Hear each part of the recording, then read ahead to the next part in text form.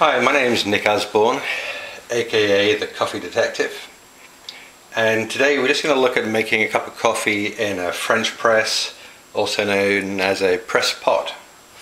Now they come in various different sizes. This is like a 4-cup size. This actually isn't my favorite model. I actually prefer them. You see the little steel band here. Many of them have verticals here and some little feet, because I get nervous that I might actually break the glass there, which in fact is what I did with my last one. So this is a replacement, but it's not quite the one I wanted. They come in different forms and models and manufacturers, but they all have this vertical glass beaker, and all of them have this steel mesh here. You can undo this part and clean all the separate elements in here. But basically you don't use a paper filter with a French press. It's just this metal sieve here. Well, it's pretty fine. And the principle is you just put the coffee grinds in here, you put the hot water in here, and then after a few minutes you just press this down and it separates the coffee at the bottom, leaving coffee grinds at the bottom, leaving the liquid coffee at the top. This is a remarkably simple way to make coffee, and the strange thing is, I believe this cost me $12. You can go out and you can spend a couple of $100 on a fancy coffee maker, but actually this will make coffee just as good. If you go to if there's a coffee store near you where they do tastings and things, you have a look at how they make their coffee. A lot of them, for tasting, use a French press, because it's just such a clean, simple, and basically good way to make coffee. And that's the weird thing about coffee making, is there are so many different types of coffee maker, but actually one of the very simplest is also one of the best. So here's what we're going to do. I'm going to make coffee here. Here's my coffee mug. This is about an 8 ounce size. So I can get about 4 of these out of this coffee pot. So let's say I'm going to make 4. What I do first is I remove this, get my coffee, and I put in 4 heaped coffee scoops. And a coffee scoop is the same as 2 level tablespoons of ground coffee. I'm going to put that in. Now actually I'm going to cheat. I'm going to put a little extra in because I like my coffee quite strong. And that's something to keep in mind, is that there are various rules and guidelines in terms of how much coffee you put in according to how much hot water you put in, but ultimately just figure out what's best for your taste. Start off with the recommended amount and then change it according to what you like best. So one thing to mention about the coffee is that this is a coarse grind.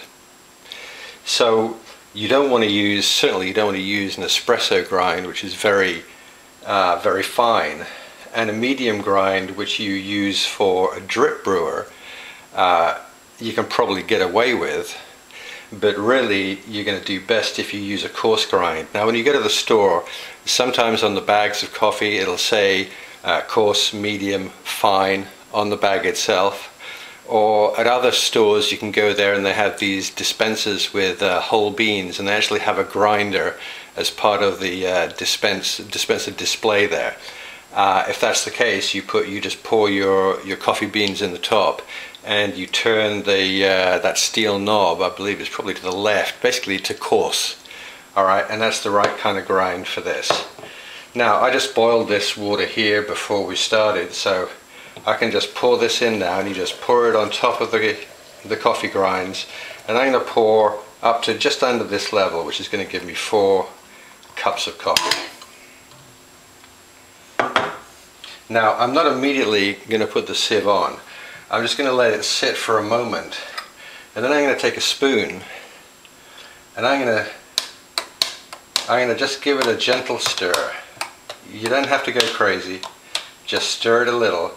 And that makes sure that all of every individual coffee grind in there, all the surfaces are exposed to the hot water. Now I'm going to put this on top because I worry about the heat getting out the top. And there is a front and a back here. You can see here there's almost like a little plastic sieve so that if any coffee grinds do get loose, when you pour, the idea is it's captured by that. Now, you don't plunge it straight away. You want to wait for probably about 3 minutes. So we're going to just wait a little bit while that brews in there. If you leave it, if I pushed it right down now, I'd get a pretty weak brew. If I left it there for 10 minutes, it would cool off a bit, but also it would start to get a little bit of a bitter taste. 3 minutes is the magic time for when you're using a press pot. About the water, when you put the water in, you notice that I had the kettle sitting there for a couple of minutes before I poured it. The best water temperature here is 200 degrees Fahrenheit. Now, when you boil water, it's a little higher than that. So there's a couple of things you can do. One, if you really have a good ear for when your kettle is coming to the boiling point, take it off the heat about 30 seconds before it reaches boiling point. If you can't, and I can't, what I do is I just wait for the water to boil, and then I put the kettle aside and just let it rest for just 2 or 3, a couple of minutes, 2 or 3 minutes, and it just lets it settle down a little bit from boiling. You don't want to scald the coffee, but you want the water hot enough to draw out the flavor. So now we're going to press this, and what's happening is this central stem is basically pushing the coffee grinds down to the bottom and leaving the coffee at the top. Just kind of nice and steady. Alright, now it's all the way down, and you're done. And the coffee is ready to pour. So you can see we've got a nice rich brew there. It's going to be perfect. And that's it. Very simple device, very good coffee.